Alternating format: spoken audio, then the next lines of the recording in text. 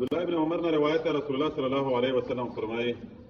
چې زه تاسو ته کبیره څو ګناهونه در وښایم. پاک شه اول دا دی چې د الله سره شرک کوئ، لوی جرم دی. او بل دا دی چې د مور د پلور نه فرماني کوئ. او بل غټ کبیره ګناه دا دی چې څوک مړ کې بلا وجه شریعت ته مسلمان د مرګ درې ځایونه کې اجازت کړی دی، په دا د مسلمان نه شوي دی به خبره کی. او بل چې نراون نه قسمینه څوک نرات بدلو شروع کوي. دا څلوره یې غاړه ګناهونه وشوي دي. رسول الله فرمایي صلی الله علیه وسلم الجنة تحت اقدام الامهات، جنات ته مور د پلور تر پښې لاندې دی.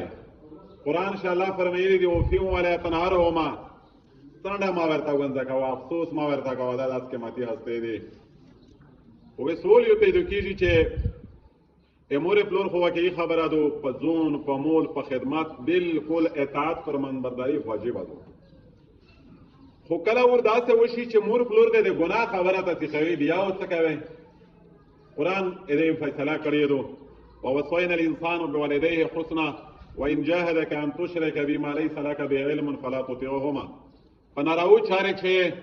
بیا فرمانبرداري نشته دی. او لا طاعة لمخلوق في معصية الله تعالى. په یو طرف الله خفه کیږي، په بل طرف انسان خفه کیږي. خیر د انسان د خفه شي چې الله خفه نشي. مور پلور په انسانون شر درېمي ای واجب د فرض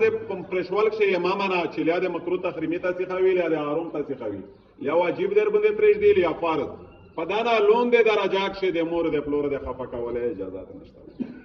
او حدیث شریف شدريمي چې پوریز د قیامت څو قسمه خلق داستای چې په لوی میدان کې شهادت د مافیل یار نشتا. په هغه کې یو هغه الوا دا چې خوږه مور پلوري ناراضه کړی دي، خفه کړی دي. او کیم سړای چې گئی دا مور پلوري ژوندۍ وي داسې سابو کو چې دواړه خوشول کو اده کې مورې بابا خدمت اجازه دوی دروازو دا سړی ته سپورټینګ کولاویږي. وګا کیم سات تر وګا پورا کیم سړی دا کچېره یو ځم دایو یو تللای و مور ځم دیواله پلور سابول سیمه خوشول کو د جنات یو دروازو ورته کولاویږي. کچرته د مور پلور گئی سیم وځه ورول ناراض دکړل جګر خونه دکړل دواړه جام دی دواړه د واز راول تر وګا پورو د جهنم دوی دروازې درته کولاوي. دا خلاوله مطلب دا چې په ورناوځه و جهنم ته څنګه بلنه کولاوي پرشتنه در لایا دی. هغه یو مقصد ده کایو ناراض ایو دکو یو مړو یو دروازو د جهنم درته کولاوي. الله اکبر. دا څه بد نصیب شته دی په دې دنیا باندې چې مور پلور خفګان خو څه کې د مرګ واقعات تیر درېمي نن یاشتې د جګر پیور کړی وي پلور ورته ذلیلیږي، خولا پسینه عرب عجم ستړی استمنه ټکېدلی ځورېدلی الودي د خراروشي او دی بیا ظالمون ځوروي مجروح کوي خفه کوي. داسې الوده چې کیم چا یو کې توبک شمه قتل چا مور پلور خوشول وسوتل دوی ګاټه پدا د یو دغه بندا ته ملاويږي. یو بد نصیب نه وي بلو دا بندا غریبات نشتی نه ویني علاوه د شتي تشتان کوي. دا دوی پرواني پدا د یو عملی تجربه دو. ها کله ورمور پلور داسې هغه ازالي بدبخت وي چې هغه پدا کې تاریخ کې تراوی چې درته وایي چې پلونکای مړکا دا څنګه مړکا کلمات څنګه ډانګه کې د پیغمبر امتی د څنګه نه راو مړکا. او بل دا خو د مور د پلور د حقوق خبره وا چې واجب نه در باندې پرېږدي، فرض نه حرام ته نه سیخوي. مور پلور نشه کول دا ډېرې قیمتي هستي، دا ډېرې قدرمنې رښتې دي. بل خبره ده چې ونه قتل النفس ناجایز د مسلمان مارک. حدیث شریف شدريمي لا يجوز قتل امرئ مسلم الا بثلاث. پدری واجنا علاوه مسلمان قتل ولا نشي. اول دا چې الارتداد اسلامي پریاش مرتد شو شریعت حکم دا چې دا کاټ شي. والقصاص مړی دی پیښته خو بنیادی هغه سره دله علماء شامل علماء په شکل دا شریعت حکم دی. قصاص ته دای په باندې سړی وی ټیک تو مردا شي په او برجع آغاز زنانا چې دې ورو شوی دو انر غیندا چې ورو شوی دو بیا هغه د مختروره وخت زنای وکړه دا د هم مرشي دغه درې د مارګ لیاره جواز شتا دین علاوه نشته دی. او په داک ډېر حکمونه د حکومت ته قضاوت سره تعلق لري. داسې نه چې زه ته ورته خامخا خپل هم چې څه کولی وکړي په دې احکام یې بیانول شو حضرت عمر رضی الله تعالی عنه ډېر جلالي و چې دو رسول الله بیانولې چې په دو داسې خلا مته شو یا رسول الله زه سړی وینم چې دای داسې ګاډ وټ شوري بیا ځه نو رسول الله صلی الله علیه وسلم ته فرمایل چې الله تر هر څه نه ډېر غیرتي دی انا اغیر الناس والله اغیر مني عمر زه په ټول خلک نه غیرتي الله تر مونږ غیرتي دی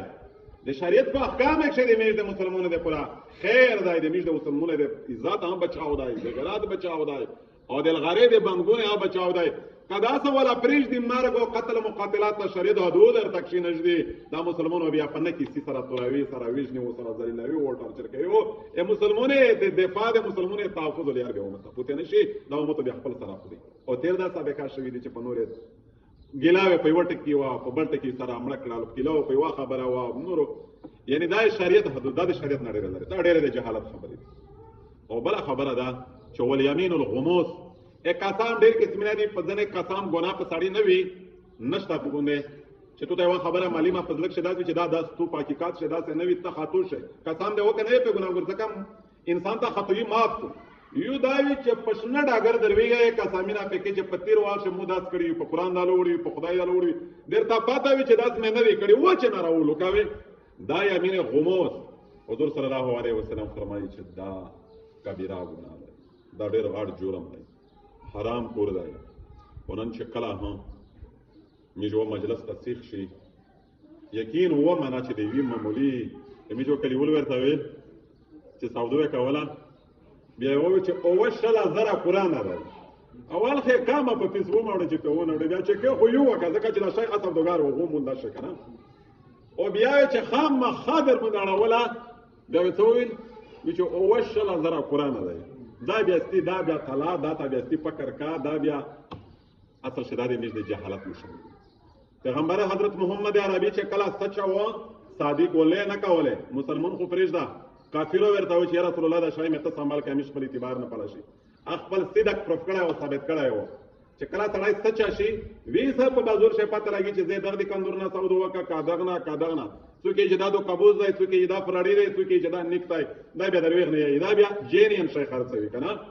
او دا غرنګ په محلات شي پته لګي چې دا څنګه پړوسی دی دروغځان دی رښتینی دی اعتباري دی بے اعتبار دی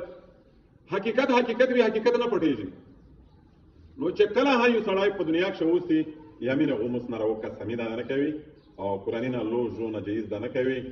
زکات چې دا شیا پوتې شو یو صورت تلو چې میرا محترم قوم ورته چې لو نه آکاشادو نه ناکاشادو دا غلطه خبره ده قسم دای د پورا صحابه په دور شوای ده البینه علی المدعی والیمین علی من انکر